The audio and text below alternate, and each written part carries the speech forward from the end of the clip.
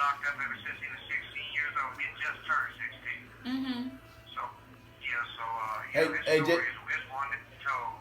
He's grown up in there, and I believe that the system has brainwashed him so much and took the hope from him that he doesn't know how to get ready to come home anymore now. hey, You know? JC, she gonna share her story with you right quick, okay? Oh, all right, Ray. Okay, this is my story. What had happened was a 16-year-old teenager stabbed his mother to death in the basement of their home, and she was my spiritual mother. And then, without provocation, he began stabbing me. And so he stabbed me in the face, in the chest, and in my leg, various places. And years later, I went to the prison to find out why he killed his mother. And he told me that he was arguing with her over the telephone. She wanted him to hang up the phone and go to bed, but he wanted to do what he wanted to do, and they wound up arguing, and it escalated to him killing her. So he asked me, he said, would you be willing one day to forgive me for my actions against you? I said, yes, I can forgive you, because I felt like I couldn't do anything less for him than what God had done for me, delivering me out of the house and everything. So I could not cheat him by giving him less than what was given to me. So that's the reason why, we found forgiveness. And so, we've been on a journey of healing and forgiveness. So he and I are in a good place. And, we just try to spread the word of forgiveness. I'm telling you, you went to the parole board and talked to Oh, them. That is so powerful, Lynette. Oh. And that is so real. Forgiveness is probably one of the biggest requirements of us after loving God and then loving our neighbor. That forgiveness, I think, will fall right like the third most important thing in a relationship. In this world, today, what God requires of us. We have to have forgiveness, because it says what we bind on earth is bound in heaven. Right. If we bind up on forgiveness, then we can look to get forgiveness. We make God and we can forgive him with us. Right. Right. Yeah, and I truly understand that, and that's powerful. Thank you for sharing that. Oh, you are more than welcome. Thank you for listening. And Randy wanted me to share with you that I've been to the parole board on several occasions, advocating for his release. And every time I go in and say, we've forgiven and we're healing and those types of things, he would be given more time. So now he doesn't go back to the parole board until 2022. So they gave him 3 more years. He knows about it. And two, I think forgiveness of self is important, not just forgiveness for the person, but, because I struggled with survivor's guilt, because it was like, why did I live? And, his mom, who was a beautiful Christian lady, that everybody loved, why did she have to die and then I lived? So I struggled with survivor's guilt. But then in speaking with Johnny, the young man that killed his mother, he's like, I said, Johnny, I wish that you would have killed me instead of killing your mother. And he said, don't feel that way. So, that helped me to heal my forgiveness of self by him telling me that, not to feel that way as far as, me being killed instead of his mother. And also, Lynette, here's another step with that, too. You take, the difference between you and God, Lynette. What's that? The difference is that God doesn't go around trying to be Lynette. I don't think I understand. When your life was, I'm sorry. I don't understand what you mean by that. Well, it's just like you didn't, by you holding on and feeling like you wish that you had been the one that died that day. Mm-hmm. It's just kind of like you was like taking over God's position. Okay. Making a call on how important your life was. Because God makes that call on our lives. You're right. Yes. He appointed a day, a death for all of us. You understand what I'm saying? Yes. So, that was his call. And why you didn't call it, why you didn't die, it wasn't for you to be, to feel like, oh man, it should have been me. No, that you've been trying to do God's job. You're right. I never thought about that. You're right. Absolutely. Yeah, so, I didn't think about that. And so thank God for that. Right. So, be thankful he spared you. He wasn't done with you. You wouldn't be around to have this testimony or this, to tell about the importance of forgiveness and how it worked, if you had died, Yeah. So you couldn't go around and witness for him. He's right. In front of the I didn't grave. think about that. He's You right. know, it's the witness for you. You live it. Yeah, you went through it. He spared you. And he's got you going around now. somebody else hope, and tell, give hope to people, and encourage them. You understand? Like, Yes. what's holding you back?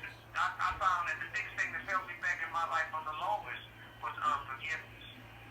And I daily have to ask God to search me. It helped me recognize any unforgiveness I may have in my life, because it's going to stop my spiritual growth. Right. Right. You're right. So that's so powerful. I mean, and I'm sorry, I'm not trying to preach to you, young lady. I appreciate you sharing with me. But I'm obedient today to what the Spirit tells me to do. He tells me to open my mouth, I'm going to speak. Right. So I just want to share that with you. Well, I appreciate your sharing with me, because you've helped me as well. Well, it's my pleasure. It truly is my pleasure that God will use me. And to be a help for you in your life today. Because He sure sent somebody to help me today. And I just thank Him for it. And I got to it's a pass on kind of thing. We got to pass that on. Right. Forgiveness is contagious. Pass it on. Right. I'm going to go to the pro board. I'll be seeing the pro board here pretty soon. Good one to know. Randy can tell you about my situation. So, yeah, I'm ready to see the board, but I'm nowhere. I'm trusting God. Whatever, whichever direction I go in after I leave this workout, this workout is whatever direction God wants me to go in. Yes. And I want my family, I want everybody to be comfortable with that. Wherever I'm going, God made a call. Right. That's right. I want them to know that. See, if they're comfortable with it, the transition would be so much easier, Yes. And that's very important. But I'm looking to come up because I'm looking to march it with you guys. If you got room on the line for me, I'm looking to march with you guys. Always room. And I'm willing to do it. Everything that I have, I'm willing to give, to be a part of this group. Wow. I want you to, I want to bring my son home. My son been locked up for 27 years, Lynette. You understand? Yes. He's not a baby. He's a grown man. But he's my baby. You understand what I'm saying? Yes, I do. I changed his diapers and fed him when he cried. It's been rocking to sleep when he couldn't find comfort. He laid on his daddy's chest. And there was some time that I really got to show love. So I need my son to come home. I understand. And we'll be praying for you too. Thank you so much. Sure. Keep me in your prayers, Miss Lynette. Certainly. I sure appreciate that if you do. Yeah. And I'll keep you in my prayers. That'd be great. We run groups here in the tank that I'm in. God bless us. Just have those support groups that we have in here. We open them with prayer, we close them with prayer. And we just, see how each other's going, how everybody's doing with their day, through the day in here. And we just encourage you, we come, like I say, with prayer. And it's a powerful thing going on in this workhouse. Some of the deputies, they just mind blown to see how we come together. And instead of all the mayhem and chaos, it's actually we're peace and we're showing love to one another. Yes. It's powerful. You let God, when you do what God wants you to do, He bless you. Well, you know what? Before my dad died, he said, if you stay close to God, He won't let nothing slip up on you. That's for sure. Yep. I'm going to share a revelation He gave me this morning. Okay. Remember in 2 Corinthians when Paul petitioned God 3 times of the thorn in the side of his flesh? Yes. And he wanted God to take that away from him, right? Right. But God told him, God answered him, He says, my grace is sufficient for thee. He said, for in weakness my strength is made perfect. Well, the revelation came to me like all the time I'm saying, God, take this away from me, take this away from me. He didn't want to take it away from me. He wanted me to invite Him into my life, into that situation, so that He could give me victory over it. He don't want me running from it. You understand? He don't want us running from the things that cause us problems. He wants us to deal with them. Right. And if we bring Him in, He's going to deal with them. Say His script is made perfect. That means those problems are no longer going to be problems. Right. Yes. He don't want us to ask God, take this from me. No. Because even Jesus said, if you want, Father, if it is your will, you can take this situation away from me. The crucifixion kingdom without you. God don't want us, our way God wants us to have and take things, and we want to give us power over those things, and the power is through Him. So be empowered today. Whatever you're dealing with, whatever you're going through, if you feel like running, if you feel like whatever, know that God wants you to invite Him right in there where you are, what you're going through. Invite Him in the midst of it, so He can fix it for you. He don't want you running from it no more. He don't have power over you. Right. Thank you for that. For sure. Oh, wow. Share it with somebody too. Will do. You will for real? Sure. You want to talk to Randy? Yeah, I'll talk back to Randy. Okay. Thank you so much. So nice talking with you. My pleasure. For sure. We'll see. We'll talk again soon. Okay. Okay, Lynette. Praise the Lord. I'm back on the phone. I want you to know that the guy that's over this group videoed that whole conversation. He got the whole thing. What you do it on YouTube or what? It's gonna go on YouTube It's gonna go on if he YouTube. doesn't mind. If you don't mind, he got all the whole conversation. I don't mind at all. Okay, he videoed the When he whole becomes thing. Records everything. when he becomes famous and rich, I want a percentage. Randy, that was the revelation he gave me today when I went to church this morning. Mhm. Yeah, God don't want it when, Paul asked God 3 times to take something away from him because it was giving him a problem. But God said no. He said, my grace is sufficient. That means he wanted him to stay in there. He didn't want him to run from it. He didn't want him to feel like that thing was so powerful that it had power over him. He said, call me. He said, that's when you call me and I'll come in and straighten it out. This is my brother John Curry. You heard that, folks? John Curry. And this right here is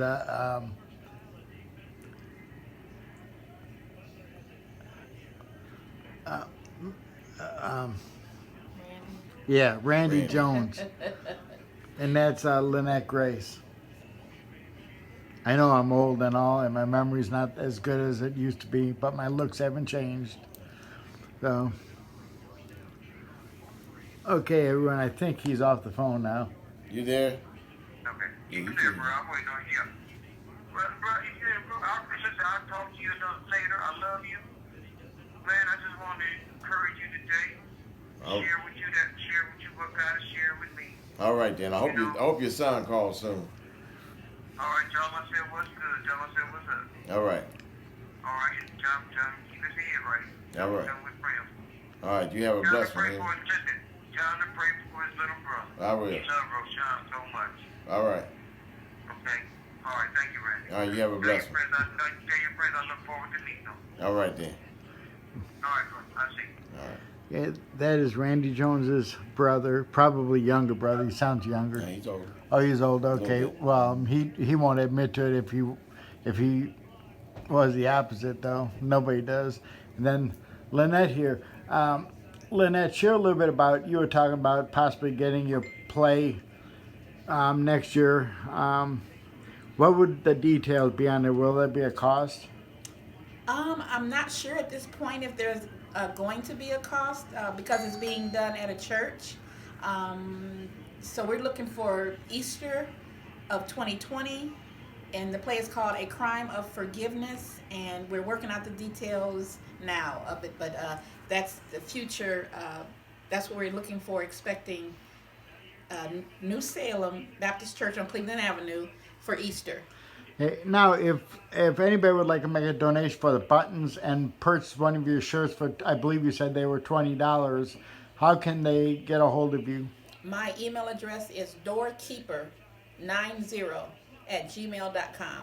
Say it one more time. Doorkeeper90@gmail.com. Okay. Do you have a website or anything? Working on that now too. Okay, well, she also accepts donations because it's expensive to try to go around and talk to people about forgiveness and how she was able to forgive the person that attacked her and killed his own mother. And then here's Randy, one of our most famous protesters. He came to our last protest and put several of their names on a sign that we interviewed. And we have the sign here since he dropped off last time, but I'm sure he'll be at our next protest next year.